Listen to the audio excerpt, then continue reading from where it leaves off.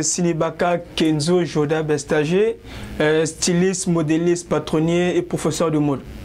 Bon, là, je suis dans, disons, on peut dire, section coupe. Je suis dans la place où je fais des coupes. Ça, c'est des patrons gabarits. Donc, c'est avec ça, j'ai deux possibilités. Soit je coupe directement sur le tissu, soit je prends ces patrons, je pose sur le tissu et je coupe directement. Bon, un professeur de mode a beaucoup de rôles. Premièrement, je fais la couture théoriquement.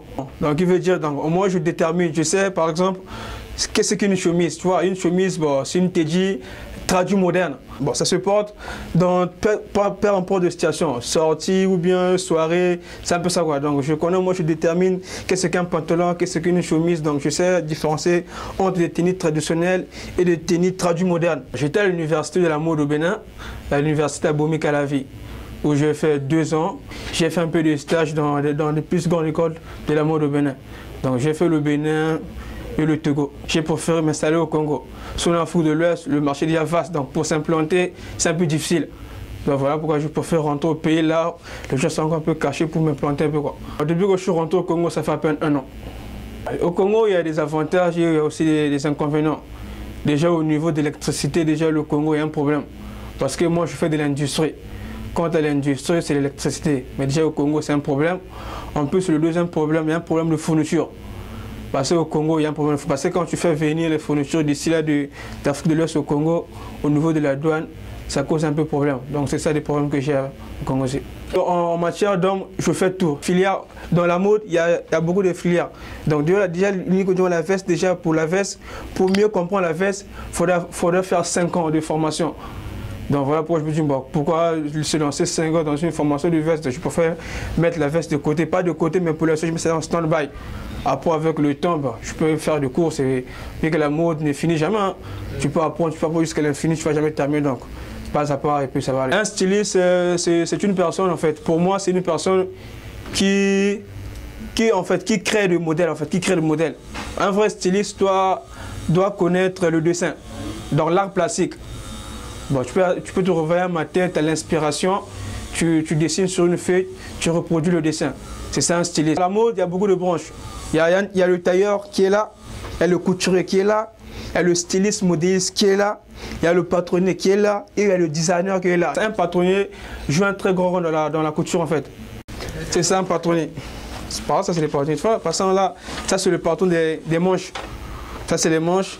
Et ça c'est l'habit. Comme l'exemple, l'habit que je viens de porter, ça c'est le patron.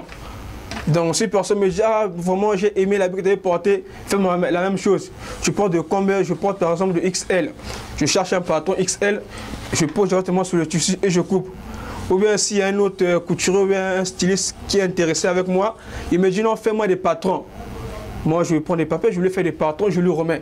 Là, on n'a pas de souci. Peu importe, avec le temps, c'est le truc que même toi, tu peux travailler avec les arrières petits-fils, tu peux travailler avec la même chose, ça fait rien. C'est faire que ça là. Lui, on lui donne les mesures, les modèles, il fait que ça.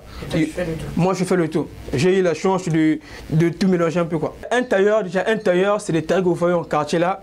Ils ont la spécialité de faire des retouches. Donc, vous avez un habit qui est large, vous avez pour un habit qui est large au marché, vous lui ramenez ça, lui vous coupe ça, il vous taille ça.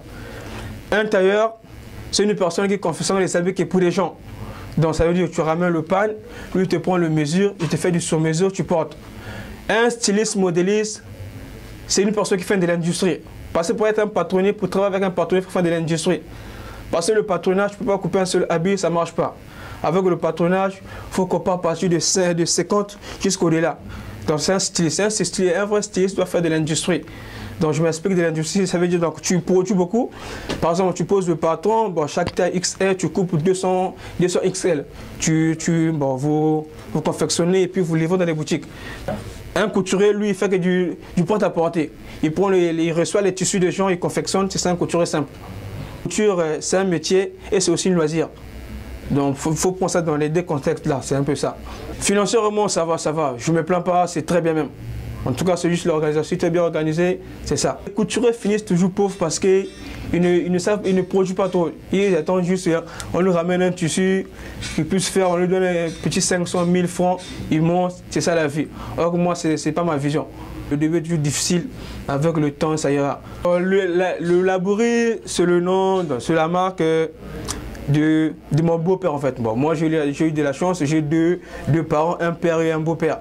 Donc le laboureux, c'est la personne qui a réalisé le projet, qui a financé du début jusqu'à la fin.